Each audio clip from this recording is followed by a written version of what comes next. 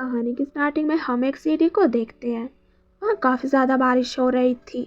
बिजली भी इतनी ज़ोर से कड़क रही थी कि उसकी आवाज़ तो चारों ओर गूंज रही थी। और वहीं पर नीचे हम एक सुपरमार्केट को देखते हैं। उस स्मॉल कन्वीनियंस स्टोर में लुआ युनकी, जो हमारी इस कहानी की फीमेल लीड है, जिसकी उम्र 20 ईयर है, वो आते हुए कहती है, ये बारिश तो पागल कर देने वाली है। चाहे कुछ भी हो जाए, इससे बच नहीं सकते। आखिरकार वापस मैं आ ही गई। तभी डिंग और एक ऑटोमेटेड मैसेज जनरेट होता है। वेलकम, कृपया अपना तापमान जांचें और मास्क पहने रहें। लुआ कहती है, मैं एक सप्ताह से डिलीवरी कर रही हूँ और मुझे इस सिटी की समझ आ रही है। कल मैं एक लिव इन पार्ट टाइम काम ढूंढने जा रही हूँ। मुझे अब अपने अंकल पर निर्भर नहीं रहना पड़ेगा और मैं कुछ पैसे भी बचा पाऊंगी। तभी धीरे से उसके पास किसी के फुटस्टेप बढ़ने की आवाज़ आती है और उस पर उस व्यक्ति की शैडो पड़ती है। वह थोड़ा चौंक जाती है और तेज़ी से पीछे की ओर मुड़ते हुए उस पर्सन को देखती है। और उसने अपनी सेफ्टी के लिए अपने हाथ में एक कांच की बोतल को भी पकड़ लिया था। पर वो तभी कहती है, अंकल आप यहाँ कब आए? लुआ युनकी का अंकल और इस कन्वीनियंस स्टोर का ओनर। तभी वह स्माइल करते हुए कहता है, युनकी तुम्हारे बाल गीले हो गए हैं, तुम फिर से डिलीवरी करने जा रही हो है ना? सुनो, मैं तुम्हें कुछ बताने आया हूँ। तुम्हारी आंट, उन्हें ज़्यादा कुछ नहीं पता है। उनकी बातों का असर तुम पर पड़ने मत देना, ठीक है? हम फैमिली हैं और हम तुम्हें स्ट्रेट पर बिल्कुल भी नहीं फेंकेंगे। लुआ भी एक स्माइल के साथ उसे कहती है, हाँ मैं समझ गई। अंकल बहुत देर हो गई है, आपको घर चले जाना चाहिए। इस बार बारिश शायद और भी ज़्यादा होने वाली है। यह सुनकर उसके अंकल के चेहरे पर एक लेयरिंग मुस्कान आ जाती है और वह कहता है, जल्दी क्या है? हमने एक दूसरे को सदियों से नहीं देखा है। हमें कभी भी एक दूसरे से मिलने का मौका नहीं मिला। और तभी वह लुआ को पीछे से स्निफ करते हुए कहता है, हाँ लुआ तुम्हारी स्मेल इनक्रेडिबल है। मुझे बताओ, क्या तुम्हारी उम्र की सभी लड़कियों की खुशबू इतनी अमेजिंग होती है? यह सुनकर लुआ कांपने लगती है। उसका अंकल कहता है, वाह, अपने आप को देखो, तुम्हारे कपड़े पूरी तरह भीग गए हैं और तुमने बचपन में ही अपने माता पिता को खो दिया है ना? इतने साल अकेले ही बहुत मुश्किलों से गुजरे होंगे, लेकिन अगर तुम तैयार हो तो अंकल तुम्हारा बहुत ख्याल रख सकता है। पर लुआ ट्रैवल करते हुए उसे कहती है, अंकल बाहर बहुत बारिश हो रही है। और तभी उसे बहुत ज़्यादा इरिटेट होकर वो उसे एक ज़ोरदार किक करती है और अपने अंकल से कहती है, क्या बारिश ने तुम्हारा दिमाग भी खराब कर दिया है? You sick freak. और उस किक से वह काफ़ी ज़्यादा ज़ोर से चिल्लाता है। लुआ अपने हाथ को मसलते हुए कहती है, मैं तो सचमुच सोचती थी कि इस दुनिया में तुम ही मेरे परिवार के एकमात्र सदस्य बचे हो, पर ये क्या मजाक है। ग्रेट, लगता है आज रात में फिर गहरी नींद सोऊंगी। उसका अंकल दर्द में ट्रेम्बल कर रहा था और तभी उसके पास ही पड़ी कांच की बोतल उससे टच होती है और तभी वह पीछे से लुआ से कहने लगता है, यू लिटिल बिच, एक कदम और चल और देख क्या होता है। यह सुनकर लुआ उसकी ओर टर्न होते हुए कहती है, हे तुम अभी भी मुझ पर कर्जदार हो। पर तभी वह डर जाती है क्योंकि एक कांच की बोतल काफ़ी तेज़ी से उसकी तरफ ही बढ़ रही थी और उसका अंकल उसे कहता है, मर जा यू पीस ऑफ शिट। और वो बोतल लुआ को लग जाती है और वो नीचे ज़मीन की ओर गिरने लगती है। खून, इतना खून, मेरा सिर दुख रहा है, क्या मैं मर गई हूँ? तभी किसी के रोने की आवाज़ आती है। कोई कहता है, चुप हो जाओ, यहीं पर रुको, ठीक है मैं देखता हूँ। तभी हम एक हाथ को देखते हैं। वो कहती है, इतना शोर, मेरा सिर और भी दर्द कर रहा है, रुको, ये रोने की आवाज़ कहाँ से आ रही है?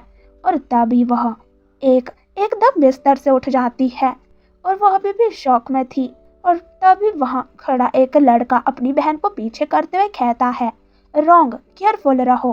पर रॉन्ग लुआ से कहने लगती है, सिस्टर इन लॉ, क्या आप जाग गई? यह सुनकर वो अपने आप को पॉइंट करते हुए कहती है, पर तुम कौन हो और क्या आपने मुझे अभी सिस्टर इन लॉ कहा?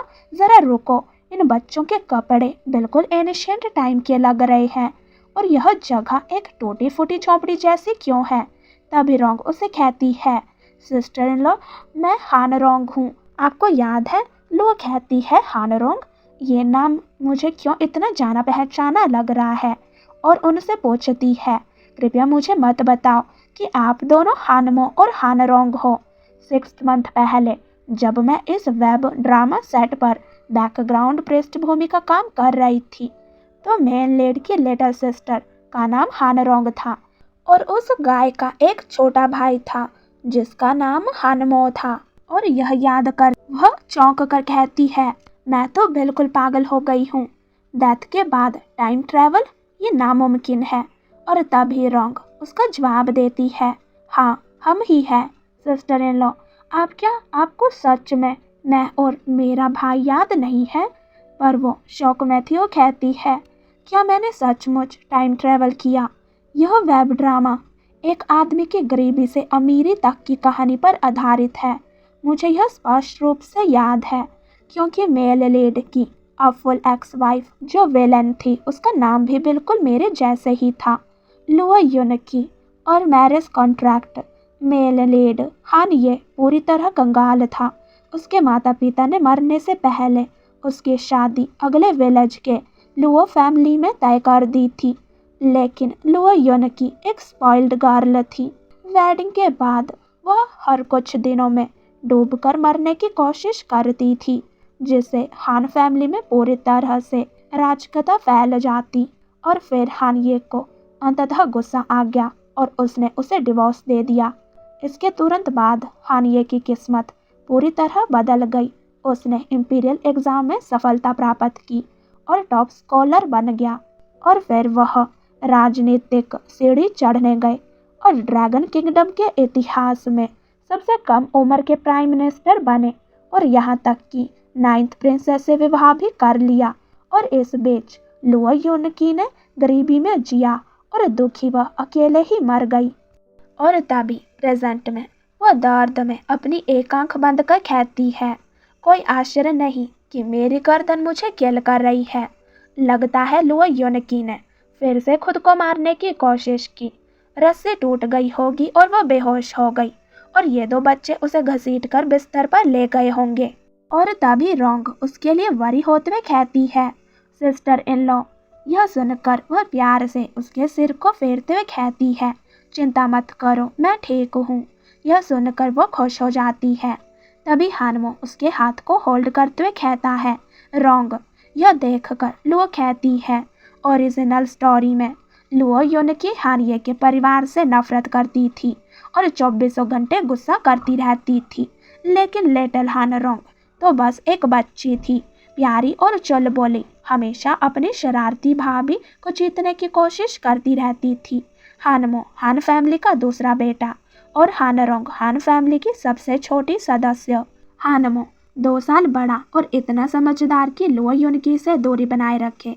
पर तभी उन तीनों के ही पेट से ग्राउल की आवाज़ आती है और तभी लुओ खड़ी होते हुए अपने हाथों को स्ट्रेच करते हुए कहती है, आप लोग संभवतः भूखे हैं, मुझे रसोई पर छापा मारने दो और देखते हैं कि हमें क्या मिलता है। मैं पूरे दिन डिलीवरी करती रही हूँ और कुछ भी नहीं खाया, अब पेट भरने का समय है। और तभी वो सब किचन में आते हैं और उसकी हालत को देखकर लुओ कहती है, ओह राइट, हानिये के सफल होने से पहले यह परिवार पूरी तरह से कंगाल था।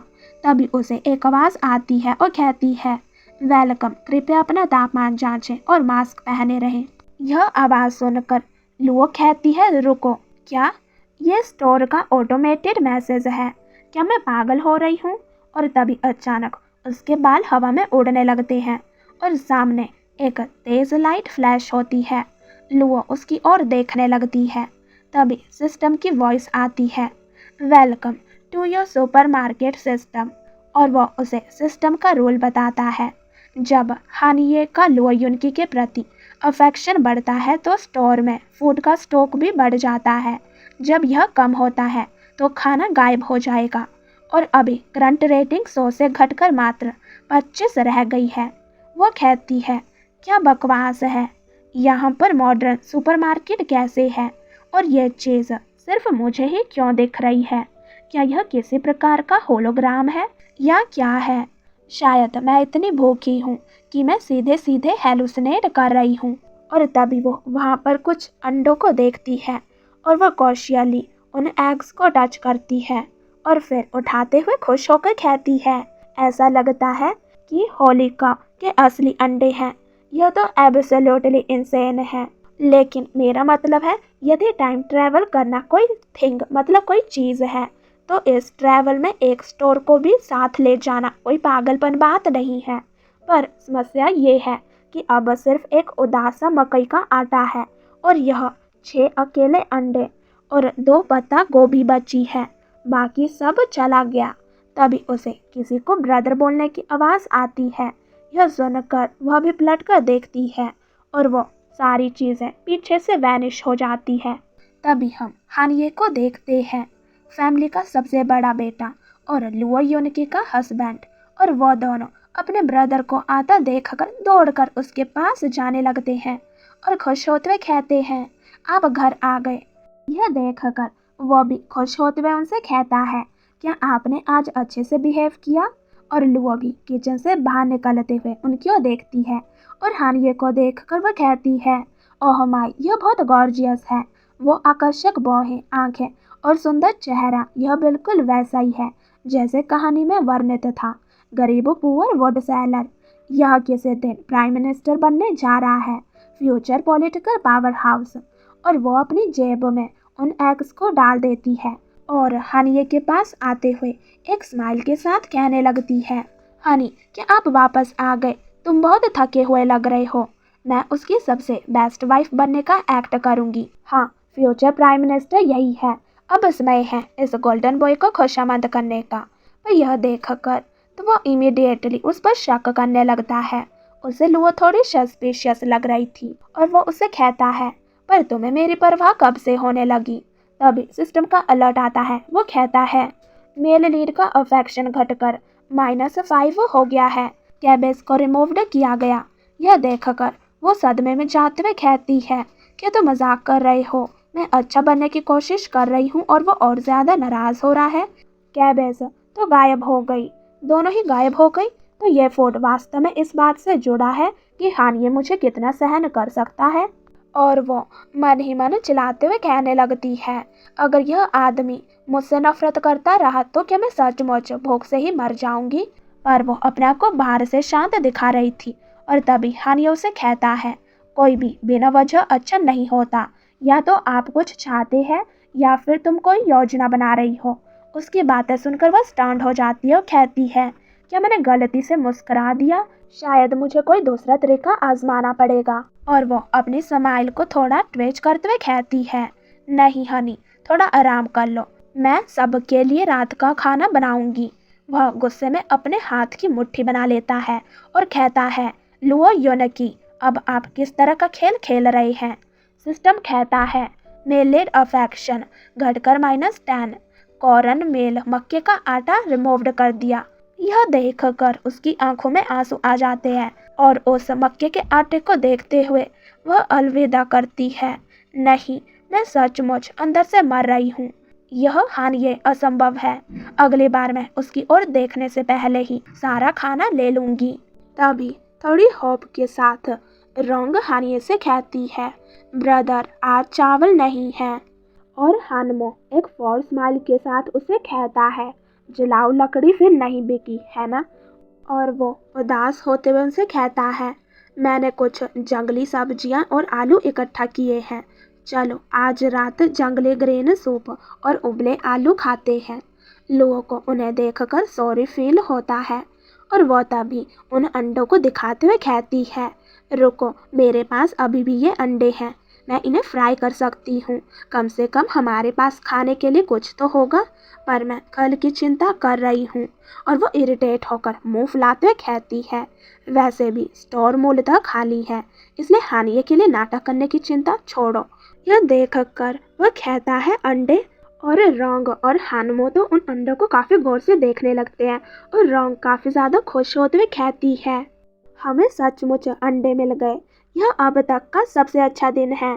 तो लुओ उसके सिर को सहलाते हुए कहती है, मैं अभी रात का खाना बनाने जा रही हूँ, ज़्यादा समय नहीं लगेगा।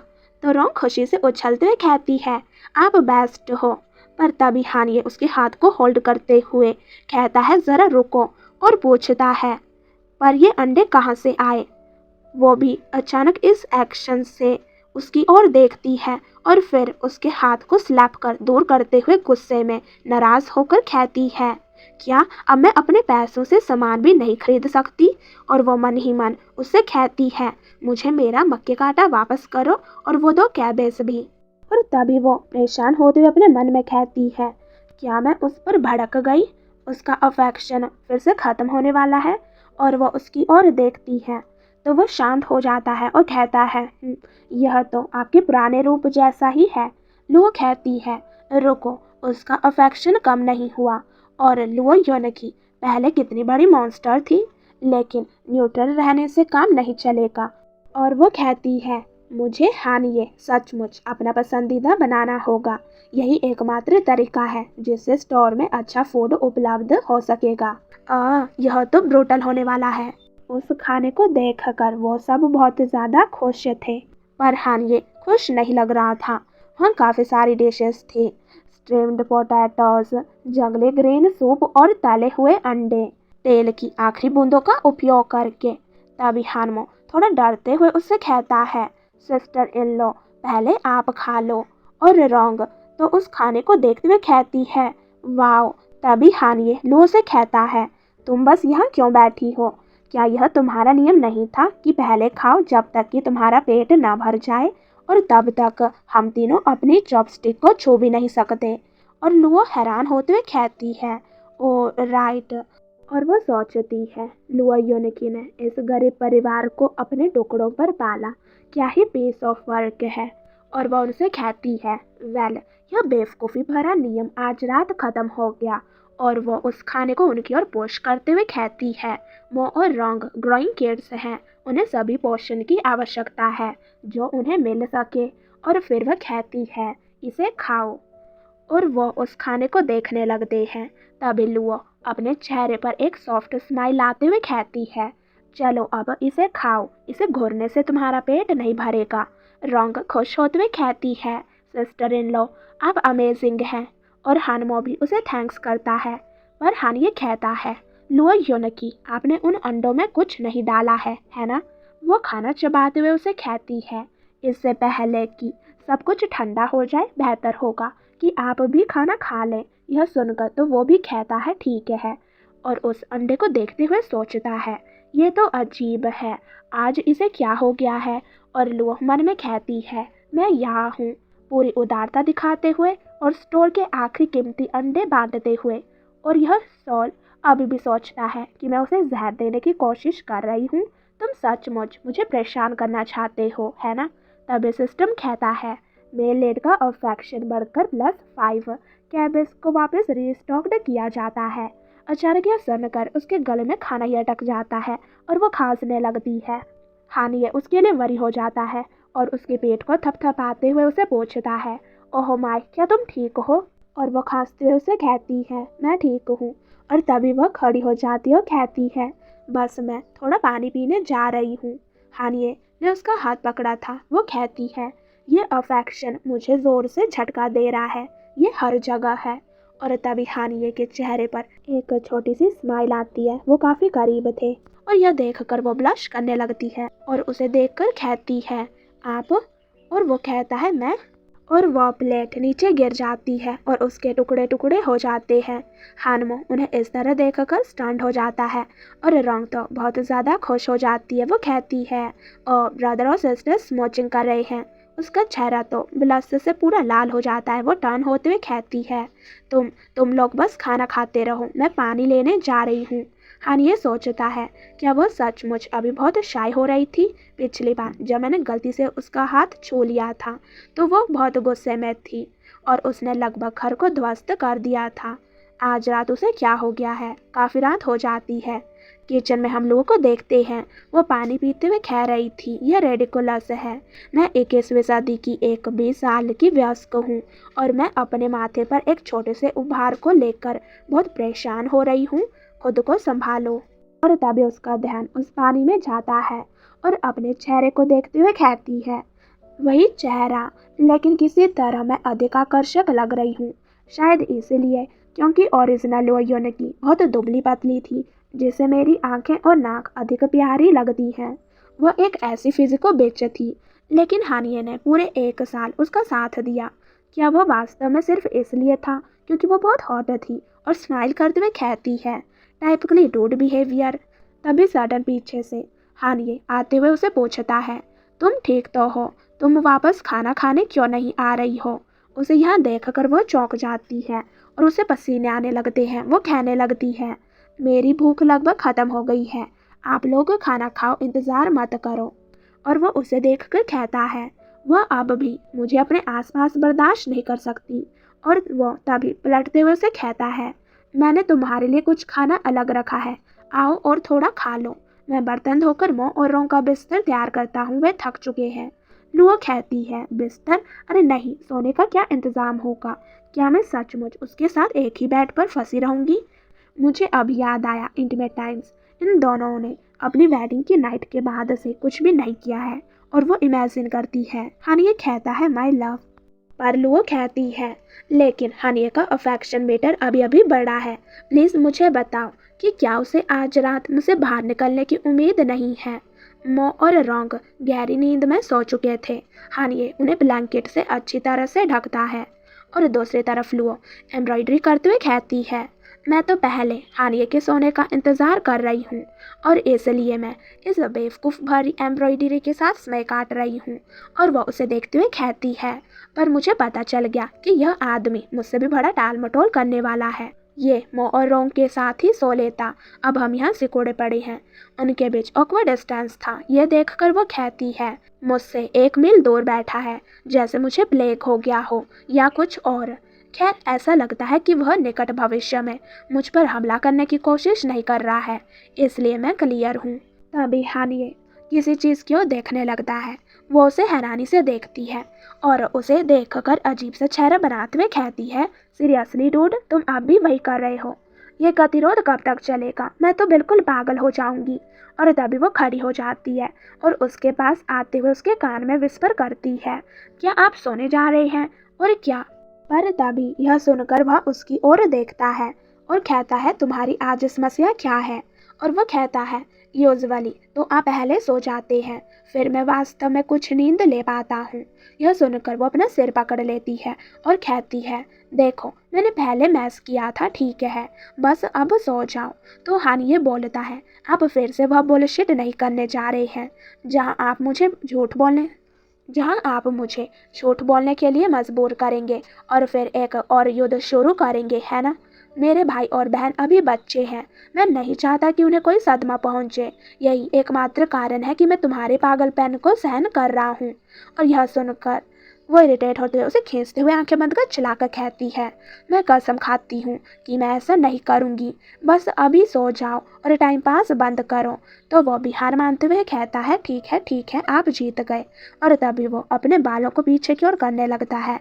उसमें वो काफ़ी ज़्यादा उसे शाइन करते हुए दिख रहा था। और फिर वो अपने कपड़े उतारने लगता है। उसे देखकर लुओ कहती है, ओ डैम, इसे देखो, दिखने में तो यह ठहनी जैसा है, लेकिन अंदर से मजबूत है। और वो उसे कहती है, तुम अंदर की जगह ले लो, मैं किनारे पर सोऊंगी ताकि अगर कोई मुसीबत आए तो मैं बच सकूं। तो वो हाँ करता है और कहता है, तुम्हें भी थोड़ा आराम कर लेना चाहिए। और फिर वो लेट जाता है और चेहरा दूसरी ओर फेर लेता है। पर तभी वो धीरे से अपनी आंखें खोलकर उस तरफ देखने लगता है और वो मन ही मन कहता है, वह आज बिल्कुल अलग व्यक्ति की तरह व्यवहार कर रही है। मैं तो बिल्कुल भी सो नहीं पा रहा हूँ। मुझे पूरी तरह सतर्क रहना होगा, कहीं ऐसा न हो कि वह मुझे बेहोशी की हालत में मार डालने की कोशिश करे। और दूसरे साइड हम लोगों को देखते हैं जिसे छींक आती है।